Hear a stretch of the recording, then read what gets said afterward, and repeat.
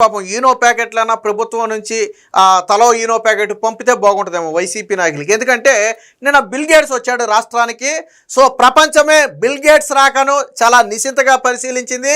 చంద్రబాబు గారితో bill gates కూడా అనుబంధాన్ని ఆయన పంచుకోవటం, చంద్రబాబు గారి విజన్ గురించి బిల్ గేట్స్ పొగట్టడం, అది నేషనల్ మీడియాలో కూడా ఆ న్యూస్గా రావడంతో పాపం వీళ్ళ కడుపు మండిపోయింది. ఎందుకంటే బిల్ గేట్స్ సింగపూర్ ప్రధానితో చంద్రబాబు గారిని పోల్చారు. నేను చాలామంది నాయకులను చూశాను, కానీ చంద్రబాబు గారిలాగా వినూత్న పద్ధతిలో ఆలోచించే విజన్ ఉన్న నేత నేను సింగపూర్ ప్రధానిని చూశాను, తర్వాత చంద్రబాబు గారిని చూశాను.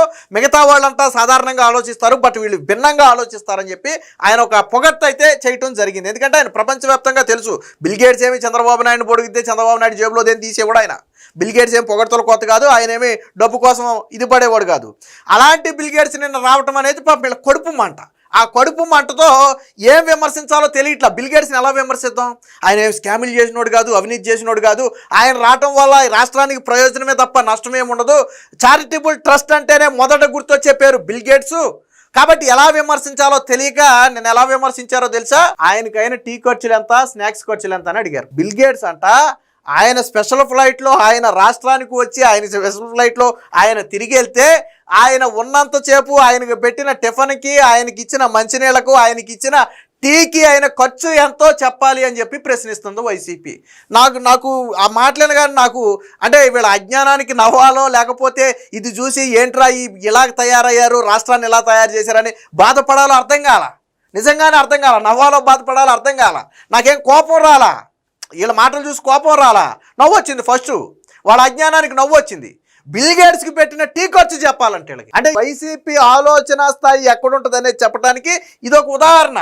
వీళ్ళ స్థాయి ఎక్కడ ఉంటుందంటే టీల దగ్గర, మంచినీళ్ళ దగ్గర, తిండి దగ్గరే ఉంటుంది వీళ్ళు. అయితే ఒక లాజిక్ ఉంది. వైసీపీ హయాంలో ఇదే టీ ఖర్చుల పేరు మీద, ఇదే ఎగ్ పప్పుల పేరు మీద, ఇదే నిమ్మకాయ నీళ్ల మీద వాళ్ళు లక్షల రూపాయలు దోచేశారు. కాబట్టి అందరూ అలా దోచేస్తారని వీళ్ళు అనుకుని బహుశా అడుగుంటారు. అంటే అది కూడా ఒక లాజిక్కే.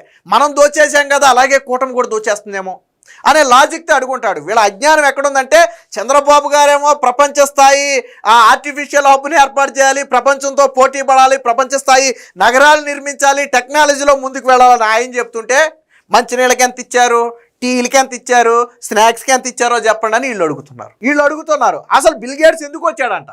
బిల్ గేట్స్ ఎందుకు వస్తే నీకెందుకు నేను అడుగుతున్నా. బిల్ గేట్స్ ఏమీ లేదా, సరదాగా చంద్రబాబు నాయుడు చూసి వెళ్దామని వచ్చాడు. నీకేంది నీ పని నేను అడుగుతున్నా. నేను ఒకటే మాట అడుగుతున్నా, ఏం పని లేదు ఆయనకి. సరదాగా చంద్రబాబు గారే ఆయనకి ఫ్రెండు, చూసి వెళ్ళాలనిపించింది, వచ్చాడు, చూశాడు, వెళ్ళాడు. ఆయన ఫ్లైట్లో ఆయన వచ్చాడు, ఆయన ఫ్లైట్లో వెళ్ళాడు. నీకు నెప్పేంది మధ్యలో? నీకు నెప్పేందని నేను అడుగుతున్నా.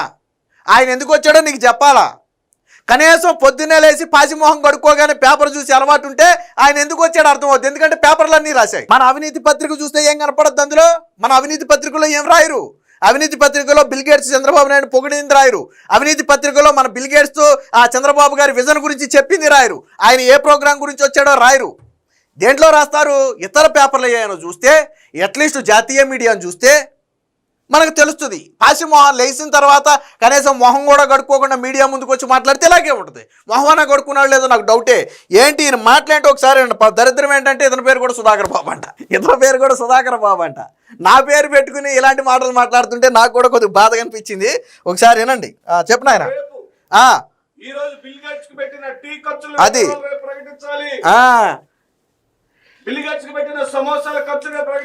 ఆయన సమోసా నన్ను చెప్పాడు.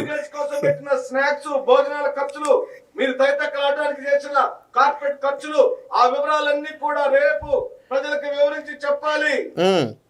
ఆ బిల్ గేట్స్ ని రాజధాని ప్రాంతంలో విన్నారు కదా. బిల్ గేట్స్కి ఇచ్చిన సమోసాలకు వచ్చంటే మరి సమోసా తిన్నాడని మరి ఈయనకి ఎవరు చెప్పారో నాకైతే అర్థం కాలేదు. కానీ అంటే మనకి ఎక్కడో విజువల్స్లో కూడా ఆయన ఏమి తిన్నట్టు తాగినట్టు కనపడాలి. సరే ఆఫ్రికా అదంతా వేరే విషయం. ఆయన సమోసాలకు వచ్చంట. ఒక మనిషి సమోసాలు తింటే ఎంత అవుద్దండి? ఎంత అవుద్ది? నువ్వు బుర్రా బుద్ధి ఉన్నాడు అయితే నువ్వు లెక్క వేసుకోవచ్చు కదా. దానికి లెక్కలు అడగటం ఎందుకు? ఒక సమోసా 10 రూపాయలు వేసుకో, లేదు మంచి సమోసా 20 రూపాయలు వేసుకో, 50 రూపాయలు వేసుకో, 2 సమోసాలు తిని ఉంటాడు ఆయన. ఆయనతో పాటు వచ్చిన వాళ్ళు తింటే ఒక 100 రూపాయలు అయి ఉంటుంది, 200 రూపాయలు అయి ఉంటుంది. ఆయన మహా తాగితే రోజు మొత్తం మీద 2 వాటర్ బాటిల్ తాగి ఉంటాడు. నాకు తెలిసి ఆయన వాటర్ ఆయనే తెచ్చుకుని ఉంటాడని నేను అనుకుంటున్నా. ఎందుకంటే వాళ్ళు దేశం మొత్తం, ప్రపంచం మొత్తం తిరుగుతారు కాబట్టి మేబీ క్యారీ చేస్తారని నేను అనుకుంటున్నా. ఇంకా టీ ఖర్చు ఆయన తాగాడో లేదో కూడా మనకు తెలియదు. అసలు ఆయన టీ తాగుతాడో లేదో కూడా తెలియదు. ఒక టీ ఖర్చు ఎంత ఉంటుంది? 20 రూపాయలు ఉంటుంది, 30 రూపాయలు ఉంటుంది. కాస్ట్లీ టీ ఇస్తే 50 రూపాయలు ఉంటుంది, 100 రూపాయలు ఉంటుంది. వీళ్ళకి ఈ ఖర్చులు చెప్పాలంట. సిగ్గు శరం ఉందా? వేల కోట్ల రూపాయలు ట్రస్టుల ద్వారా, సేవా సంస్థల ద్వారా ప్రజలకు సేవ చేసే ఒక బిల్ గేట్స్ లాంటి గేట్స్ ఫౌండేషన్ చైర్మన్ వస్తే ఆయన తాగిన టీ లెక్కలు, మంచినీళ్ళ లెక్కలు అడగటానికి బుద్ధి జ్ఞానం ఏమైనా ఉందా అని నేను అడుగుతున్నా. సిగ్గు శరం ఏమైనా ఉందా మీ బ్రతుకని నేను అడుగుతున్నా. ఆయన ఏమో తిండి తింటాకి లేక ఆంధ్రప్రదేశ్ వచ్చాడా? ఆయన ఛాయ్ తాగడానికి, సమోసా తినడానికి గతి లేక ఆంధ్రప్రదేశ్ వచ్చాడా? అందుకని ఆ లెక్కలు మీకు చెప్పాలా? మనం బ్రతుకుతున్నామా? ప్రజల్లోనే బ్రతుకుతున్నామా? నీకు కడుపు మంటుంటే ఈనో ప్యాకెట్ తాగి పడుకో. వేల కోట్లకు అధిపతి, ప్రపంచ కుబేరుల్లో ఒకడైనటువంటి వ్యక్తి మన ఆంధ్రప్రదేశ్కు టీలు తాగటానికి, స్నాక్స్ తినడానికి వచ్చాడా? సిగ్గు శరం ఉంది అసలు మాట్లాడటానికి? ఆ ఖర్చులు అడుగుతారా మీరు? పోనీ బిల్ గేట్స్ రావడం వల్ల రాష్ట్రానికి వచ్చింది ఏంటని అడగండి, తప్పులేదు. ఇదిగో బిల్ గేట్స్ రావడం వల్ల మన రాష్ట్రానికి ఏంటి ప్రయోజనం అని అడగండి, తప్పులేదు. ఆయన టీ ఖర్చులు, మంచినీళ్ళ ఖర్చులు, స్నాక్స్ ఖర్చులు అడుగుతారా మీరు? ఇది రాజకీయమా మీ బ్రతుకు? మిమ్మల్ని ప్రజలు రాజకీయ నాయకులు చేసింది. సిగ్గనిపించలేదా మాట్లాడటానికి? ఇంకా ఏం మాట్లాడాడేనండి? తిప్పడం ద్వారా నా రాష్ట్ర ప్రయోజనాలకు ఏం సమకూర్చి పెట్టారో, ఏం అనుకూర్చి పెట్టారో వివరాలు చెప్పమని అడుగుతున్నాం. ఎందుకు రావాలి బిల్ గేట్స్? ఇప్పుడు ఏ పని మీద వచ్చాడు? ఆయన వచ్చిన ద్వారా ఈ రాష్ట్రానికి జరుగుతున్న మేళ్ళు ఏమిటి? ఏం ప్రాజెక్ట్ వచ్చింది? ఏం టెక్నాలజీని తీసుకొచ్చాడు ఆయన? ఆ టెక్నాలజీ ద్వారా ఈ ఆంధ్ర రాష్ట్ర ప్రజలకు ఏ మేలు జరుగుతుందో దయచేసి సవివరంగా చెప్పమని అడుగుతున్నాం. సరే, ఆయన ఏమి టెక్నాలజీ తీసుకురాలేదయ్యా. ఆయన ఏమి ఆంధ్రప్రదేశ్కి ఇవ్వలేదు. ఆయన వచ్చి చంద్రబాబు నాయుడుని చూసి వెళ్ళాడు. నీకు వచ్చిన నొప్పేంటని నేను అడుగుతున్నా, చెప్పు. నీకు వచ్చిన నొప్పేంటి? నిన్ను పంపించి మాట్లాడమని బెంగళూరు ప్యాలెస్లో పడుకున్న జగన్మోహన్ రెడ్డికి వచ్చిన నొప్పేంటి? మీ వైసీపీ నాయకులకు వచ్చిన నొప్పేంటి? ఆయన ఏమి ఇవ్వలా, వచ్చాడు చంద్రబాబు నాయుడు చూశాడు వెళ్ళాడు. నీకు వచ్చిన నొప్పేంది నేను అడుగుతున్నా. నువ్వు అడుగుతున్నా కదా ఏం వచ్చిందని. నేను అందుకే చెప్పింది, పొద్దునే మొహం కడుక్కుని మన అవినీతి పత్రికను పక్కన పడేసి ఏదైనా ఒక పేపర్ చూస్తే ఆయన నేను రావటం వల్ల ఏం ఒరిగింది, ఎందులో ఆయన భాగస్వామిగా మన ఆంధ్రప్రదేశ్లో ఉన్నాడు, అసలు ఏ రంగంలో ఆంధ్రప్రదేశ్తో ఆయన టైఅప్ అయ్యాడు అనేది మనకు తెలుస్తుంది. మన అవినీతి పత్రికను ముందేసుకుంటే ఏం తెలుస్తుంది? మన అవినీతి పత్రికను ముందేసుకుంటే ఏం తెలుస్తుంది? తెలీదు. ఈ నిమ్మకాయ నీళ్ళు మాట్లాడావు కదా నువ్వు, నీళ్ల ఖర్చుల గురించి. మీ భోగోతం ఏంటో నేను చెప్తా చూడు, మీ వైసీపీ భోగోతం ఏంటో నేను చెప్తా చూడు. ఇక్కడ కనపడుతుంది కదా, arrangements of snacks, tea, coffee, lunch of council meeting to be held 10/12/2021 YCP హయాంలో గ్రేటర్ విశాఖ పరిధిలో ఒక మీటింగ్ కండక్ట్ చేసినందుకు, వాళ్ళు స్నాక్స్, టీ, కాఫీ, లంచ్ దీనికి ఏర్పాటు చేసినందుకు ఒక రోజు వాళ్ళు పెట్టిన ఖర్చు ఎంతో తెలుసా? అక్షరాల 4,12,000 రూపాయలు. గ్రేటర్ విశాఖలో ఈ కౌన్సిల్ సమావేశానికి ఎంతమంది వచ్చారు? మనిషికి 1,000 రూపాయలు మీరు ఆ రోజు చేసినా గట్టిగా 100 మంది వచ్చి ఉండరు, 10,000 రూపాయలు అయ్యి ఉండదు. 1000 మంది వచ్చినా కానీ 1,00,000 రూపాయలు అయ్యి ఉండదు. మనిషికి 1,000 రూపాయలు లెక్కేసింది నేను చెప్పేది. ఒక రోజుకి 1,000 రూపాయలు మనిషికి ఏం బెటర్ వీళ్ళు. అయినా కానీ నువ్వు బిల్లు ఎంత పెట్టావా? ఇక్కడ 4,12,000 రూపాయలు పెట్టాడు వైసీపీ హయాంలో. ఇదిరా మీ చరిత్ర. టీలు, కాఫీలు, లంచ్లు, స్నాక్స్ అడిగావు కదా ఖర్చులు, ఇది మీ చరిత్ర. ఒక రోజుకి 4,12,000 రూపాయలు విశాఖలో జరిగినటువంటి ఒక కౌన్సిల్ సమావేశం 2021 డిసెంబర్ 6న, ఇది ఆ డేట్ కూడా ఇక్కడ వేసి ఉంది చూడండి. జరిగినటువంటి సమావేశానికి డిసెంబర్ 10న జరిగింది. ఇది వేసిన సమావేశానికి వీళ్ళు వేసినటువంటి బిల్ ఇది. ఇది మీ చరిత్ర. ఇక్కడ అయిపోలా, ఇంకా మీ చరిత్ర ఉంది, ఒకసారి చూడు. ఇగో నిమ్మకాయ నీళ్లకు 28 లక్షలు. గుడివాడలో టిట్కో ఇళ్ల ప్రారంభోత్సవం పేరుతో మాజీ మంత్రి, బూతుల మంత్రి అయినటువంటి కొడాలి నాని కాన్స్టిట్యున్సీలో ఒక రోజు నిమ్మకాయ నీళ్లకు పెట్టిన ఖర్చు ఎంతో తెలుసా? అక్షరాల 28 లక్షల రూపాయలు. ఇది జీవోలతో సహా ఉన్నాయి. ఇవి జీవోలతో సహా ఉన్నాయి. టిట్కో ఇళ్ల ప్రారంభోత్సవానికి ఎంతమంది వచ్చి ఉంటారు? ఒక నిమ్మరసం గ్లాసు ఎంత ఉంటుంది? ఒక 5 రూపాయలు విలువ చేస్తుందా? పోనీ 10 రూపాయలు విలువ చేస్తుందా? నువ్వు ఎన్ని లక్షల మంది వస్తే 28 లక్షల రూపాయలు ఖర్చు పెట్టి అన్ని నీళ్ళు ఇచ్చావు నువ్వు? నాకు అర్థం కాలా. నిమ్మకాయ నీళ్ళను గోల్డ్ మొక్కేసి ఇచ్చావు అందులో? ప్రతి నిమ్మకాయ నీళ్ళలో గ్లాసులో గోల్డ్ మొక్క, సిల్వర్ మొక్క ఏమైనా వేసి ఇచ్చారా? వేసి ఇచ్చినంత ఖర్చు అవ్వకపోనేమో ఆ రోజున్న లెక్క ప్రకారం. గోల్డ్ ఒక్కొక్క గ్లాసులో ఒక గోల్డ్ మొక్క వేసి ఇచ్చినా అంత ఖర్చు అవ్వకపోనేమో.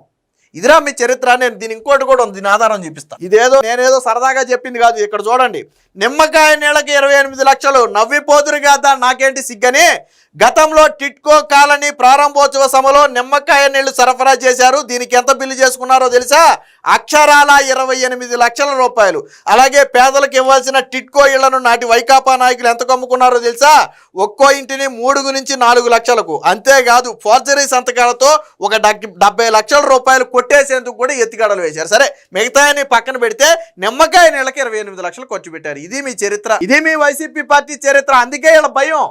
ఇలా భయం ఏంటంటే, మన హయాంలోనేమో టీ కాఫీలకే 4 లక్షల రూపాయలు బిల్లు పెట్టాం ఒక పూట, గట్టిగా 100 మంది రాని సమావేశానికి, గట్టిగా 1000 మంది కూడా లేని ఈ టిట్కో ఇళ్ల ప్రారంభోత్సవ కార్యక్రమాలకేమో 28 లక్షల బిల్లు పెట్టాం. కాబట్టి నిన్న బిల్ గేట్స్ వస్తే వాళ్ళు కూడా ఆ స్థాయిలో ఏమన్నా 30-40 లక్షలు బిల్లు ఏమన్నా పెట్టుకున్నారేమోనని చెప్పి ఇలా బాధ అయి ఉంటుంది. బిల్ గేట్స్ నిన్న మొత్తం పర్యటనకి రాష్ట్ర ప్రభుత్వం ఆయన తినడానికి తాగడానికి ఒక 1000 రూపాయలు కూడా ఖర్చు పెట్టి ఉండదు నాకు తెలిసి. మనం తిన్నాం కాబట్టి వాళ్ళు కూడా తింటారనే భ్రమల్లో వీళ్ళు బ్రతుకుతున్నారు. సిగ్గు శరం లేకుండా వేల కోట్ల రూపాయలకు అధిపతి, ప్రపంచ కుబేరుల్లో ఒకడు. ఆయన దానం చేసిందే లక్షల కోట్ల రూపాయలు దానం చేశాడు ఆయన. అలాంటి వ్యక్తిని పట్టుకుని ఎంత తింటాకు వచ్చారు, ఏం తాగటాకు వచ్చారు అని అడుగుతారా? సిగ్గనిపించలేదా మీకు బ్రతుక్కి? వైసీపీ నాయకులు బ్రతుక్కి సిగ్గనిపించలేదా? ఇదే వీళ్ళ నీచమైనటువంటి చరిత్ర. అంటే కడుపు మంట. నిన్న బిల్ గేట్స్ రావటం, చంద్రబాబు గారిని పొగడటం వీళ్ళకి కడుపు మంట. అది జాతీయ మీడియాలో వచ్చేటప్పటికి కడుపు మంట పెరిగింది. అదే మీరు నేను చెప్తే ఏమనుకుంటారు? వీళ్ళు డబ్బా కొడతారు చంద్రబాబుకి అనుకుంటారు. బిల్ గేట్స్ లాంటి వ్యక్తి చెప్తే దాన్ని డబ్బా అనలేరు వీళ్ళు. ఆల్రెడీ ఉదయం కూడా మాట్లాడుకున్నాం. పేటీఎం జర్నలిస్టు సాయి ఎంత నీచమైన వ్యాఖ్యలు చేశాడు. దేశద్రోహి ఇలాంటి పెద్ద పెద్ద పదాలు వాడాడు. ఎవరి మీద? బిల్ గేట్స్ మీద. రాక్షసుడు అని చెప్పి, పిశాచి అనేదో పీడించుకు తింటున్నాడని చెప్పి కొన్ని పదాలు వాడాడు. ఎందుకు వీళ్ళకి అంత కడుపు మాట? బిల్ గేట్స్ మీద ఎందుకు అంత కడుపు మాట? ఇప్పుడేమో ఈ సుధాకర్ బాబు అనే వ్యక్తిని పంపి మీ టీలకి ఎంత అయింది, మంచినీళ్ళకి ఎంత అయింది, సమోసాలకి ఎంత అయిందని అడుగుతున్నారు. అంటే వైసీపీ ఎక్కడ ఆగిపోయిందనే చెప్పడానికి ఇది ఒక ఉదాహరణ. వాళ్ళ ఆలోచన స్థాయి ఆ సమోసాల దగ్గర, ఆ టీల దగ్గర ఆగిపోద్ది, అంతకు మించి వెళ్తా పైకి. చంద్రబాబు గారేమో ప్రపంచ పటంలో ఆంధ్రప్రదేశ్ని పెట్టాలని ఆయన చూస్తుంటే వీళ్ళు మంచినీళ్ళ దగ్గర, సమోసాల దగ్గర ఆగిపోయింది వీళ్ళ బ్రతుకు. ఇలా బ్రతుకంతా కూడా అంతే, అదే వాళ్ళ బ్రతుకు. ఇప్పటికైనా సిగ్గు శరం తెచ్చుకోండి. మాట్లాడేటప్పుడు ఎవరి గురించి మాట్లాడటం, ఏ వ్యక్తి వచ్చాడు, వేల కోట్లకు అధిపతి, లక్షల కోట్లకు అధిపతి ఆంధ్రప్రదేశ్లో టీ తాగి సమోసాలు తింటాకొస్తాడా? బుద్ధి జ్ఞానం లేదా మాట్లాడటానికి? ఇక మాట్లాడేటప్పుడైనా కొద్దిగా ఒళ్ళు దగ్గర పెట్టుకుని మాట్లాడండి. ప్రజలు చీకొడుతున్నారు ఆల్రెడీ. మీకు అర్థం కాకపోవచ్చు కానీ బయట చూడండి ఒకసారి. మీవాడు మాట్లాడిన మాటలకు ప్రజలు ఏ రకంగా చీకొడుతున్నారో అర్థం చేసుకోండి. ఇక నుంచి అయినా రాజకీయం చేయండి, దానికి ఒక పద్ధతి పాడు ఏడుస్తుంది. అంతేగాని ఇలాంటి రాజకీయం చేస్తే ప్రజలే మళ్ళీ మిమ్మల్ని చీకొట్టి వచ్చే ఎన్నికల్లో ఈ 11 సీట్లు కూడా రాను.